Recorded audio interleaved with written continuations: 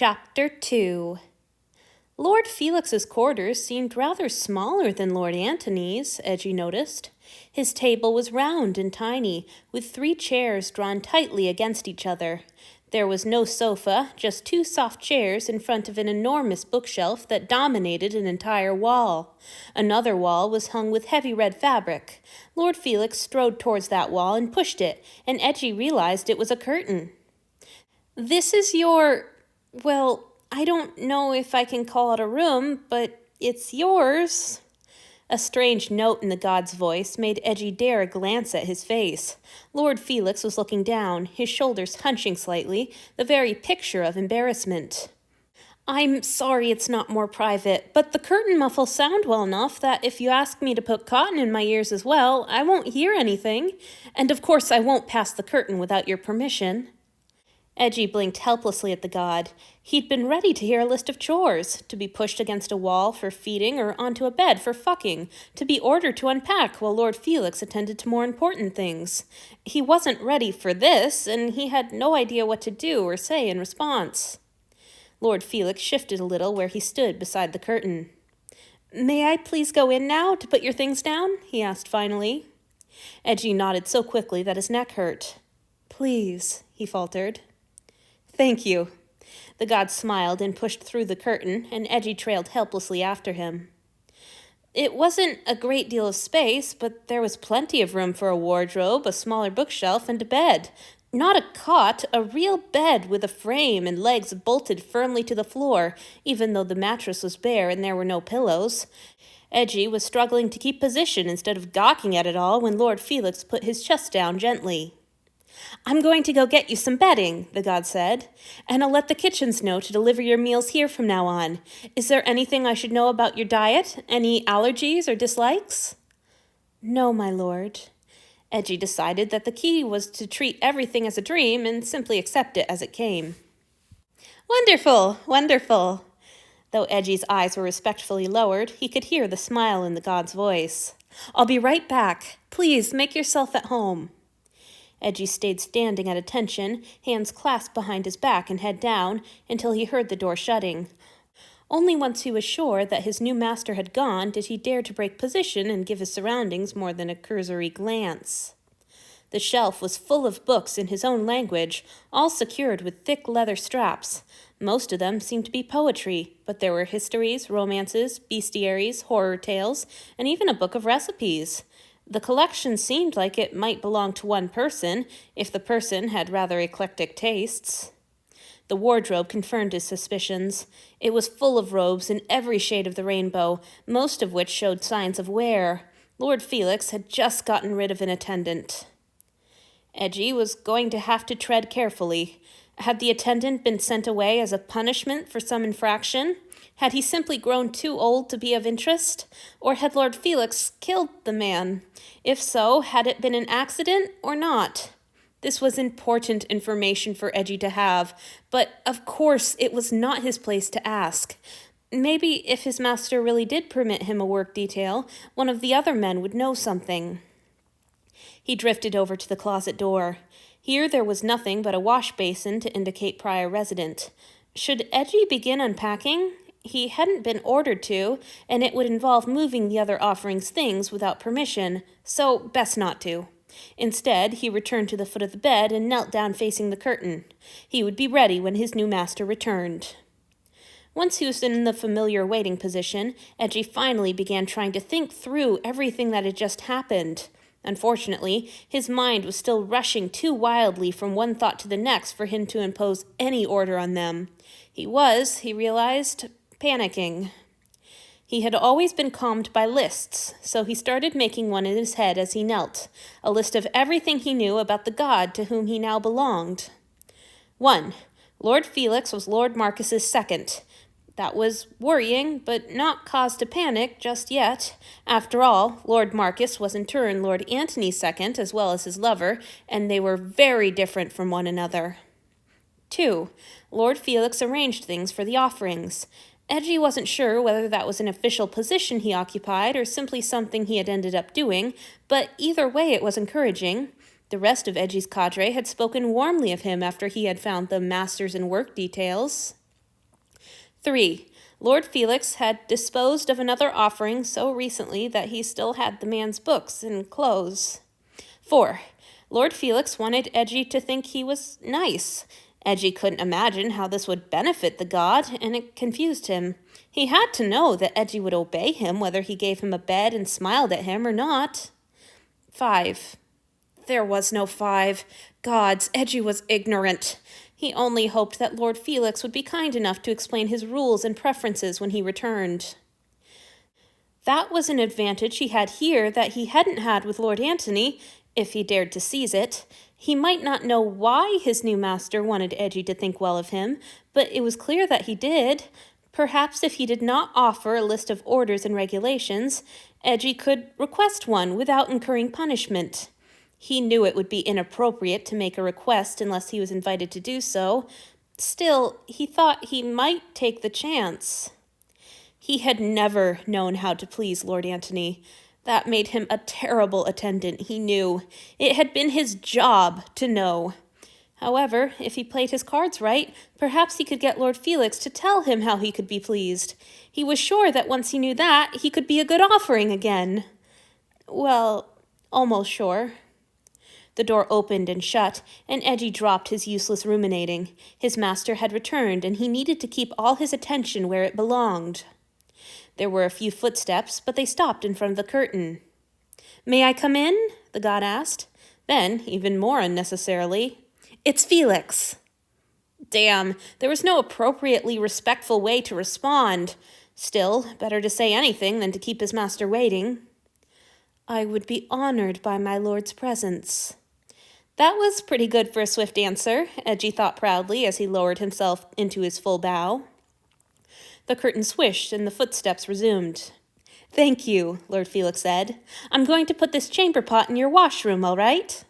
For the first time since he was a scattered-brained adolescent, Eiji had to fight down the urge to break position. Everything in him screamed to jerk his head up and, if the god was actually carrying a chamber pot, yank it from his hands and place it himself. Why on earth was Lord Felix behaving as if he were the attendant? "Would you help me make the bed?" his master asked when his footsteps had returned from the washroom. "It's easier with 2. Eiji was grateful for the chance to lift his head from the floor and see what was happening again. However, what was happening turned out to be very strange. Lord Felix was holding a tower of pillows and folded blankets almost as tall as he was. All Eiji could see of his master was a pair of legs, at least until the god set the pile carefully on the floor. He stepped around it and smiled a little sheepishly. "I don't know how much warmth or support you need to sleep comfortably," he said by way of explanation. Lord Felix plucked a set of sheets from the top of the pile, which was beginning to teeter dangerously. Eiji padded obediently to the opposite side of the bed. They worked quickly. Eiji noticed the confident efficiency with which Lord Felix's large hands moved over the soft fabric. They were nice hands, he thought. He had to struggle to keep from stealing glances up at his master's face. "I asked about work details," Lord Felix said suddenly. "Nearly everything has been filled, but in the kitchens they said they could use more hands delivering meals and clean laundry, taking away dishes and all that. Would that be acceptable?" It wasn't what Eiji would prefer. It sounded suspiciously close to working as a servant to the other attendants, and his pride was a little rankled at the thought of serving humans like himself. Still, he had asked for a work detail, and the only reason Lord Felix had offered to take him into his service was because of that wish. If he refused, would the god give him to someone else? He didn't have much information about Lord Felix, but it was more than he had about any other god. Anyhow, panic clawed his throat at the idea of disappointing another master, even one that had only owned him for an hour. "I would be grateful, my lord," he said with a shallow bow. Lord Felix looked up from the armload of pillows he'd been spreading over the top of the bed and smiled. Eiji relaxed a little. He'd given the right answer. "Wonderful! You'll want to speak with Zenji then. He heads up all those operations. Anyone in the kitchen or laundry will know where to find him. Do you know where the kitchen is?" "No, my lord." Eiji hadn't been anywhere other than Lord Antony's rooms and the upper deck for exercise, at least until today. "In that case, I can take you whenever you'd like." Lord Felix fussed over the pillows, straightening and arranging them. How many days do you want to work, and how many hours? Eiji had been wondering the same thing. What does my lord permit? I leave it entirely up to you, Lord Felix replied, and his stomach pummeled. Please, my lord. Damn it, why was he stammering? He was better trained than that. I beg to know what would please you in this. I see. The god sounded grave, but not angry. Will you join me in the sitting room? We should go over our expectations for this arrangement. Thank you, my lord. Eiji trailed his master from the room and, once Lord Felix was settled in one of the soft chairs, knelt gracefully at his feet. At least his body could still function as it had been trained, no matter the confusion of his mind. Would you please sit in the other chair? The god asked. I want you to be comfortable, and I would like us to be able to see each other's faces when we discuss this. Eiji would have been more comfortable on the floor where he belonged, but he didn't want to argue and jeopardize his chance to gain this information. He perched obediently on the other chair and met his master's gaze. Lord Felix was smiling. Perfect. Thank you, Eiji. Now, what is it that you expect of our partnership? Partnership? It was all Eiji could do to keep from breaking their eye contact or dissolving into another bout of stammering. I wish only to serve you well and be pleasing to you, my lord, he whispered desperately. I see. Lord Felix nodded gravely. Well, I fear you will find the services I require to be too few to occupy you fully. While I would be very grateful for any help you wish to provide with keeping our sitting room tidy, I am unwilling to give up my share of those chores entirely. It would make me uncomfortable to see the carpet in need of brushing or a shelf in need of straightening and leave it undone. Eiji's heart sank. Even though Lord Antony had turned over all domestic upkeep to him, it had not been enough to keep him from hours of lonely boredom. How could he keep himself busy if he didn't even get to do all the chores? That was quite enough thinking, he reproved himself. He was here to learn his master's will, and it was being expressed in plain speech. That was more than he could have hoped for, far more than he deserved. I also spend a great deal of time outside these rooms, Lord Felix continued. I have plenty to keep me occupied about the ship, and I want the same for you.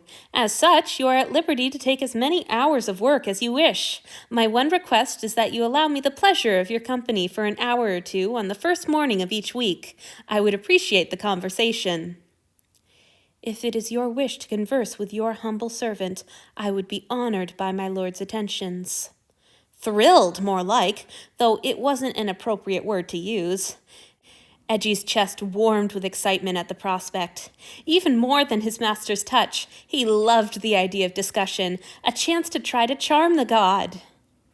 As quickly as his excitement mounted, it dissipated again. Who did he think he could fool? Lord Antony had rarely spoken more than a word or two to him a day for 6 years.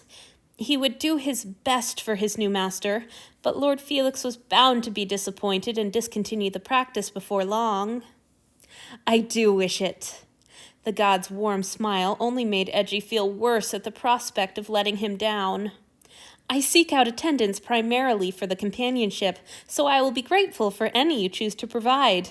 I won't demand that you behave in ways that make you uncomfortable. If you prefer to address me formally and carry on our conversations on your knees, I won't interfere. What did all of that mean? What other options were there? He was a god. Of course Eiji would treat him with the proper reverence. As for the rest of your leisure time, please feel free to use it as you like. Lord Felix gestured to the shelves around them. All of my books are at your disposal. Eiji had never been a great reader, but he nodded earnestly. Thank you, my lord. I suppose that leaves the issue of feeding. Lord Felix looked down, breaking the eye contact that Eiji had struggled so hard to maintain. If you don't wish me to drink from you, I can keep going to the barracks. I wouldn't be offended, so please be honest. Please use me. Eiji felt his face heat at the over-eager way he'd blurted it out. No honorifics, even. But if there was one thing he was certain he wanted, it was this. I would be honored if my lord chose to feed from me, unworthy as I am. It would be a great privilege. It was the one thing he knew he could do right. After all he had to do was sit there as the god drank. Even Eiji couldn't fail in a task like that. Anyhow, he wanted to do everything he could to keep his master away from the quarters where the new offerings would soon be housed. They would all be fresh and beautiful, and Eiji wasn't getting any younger.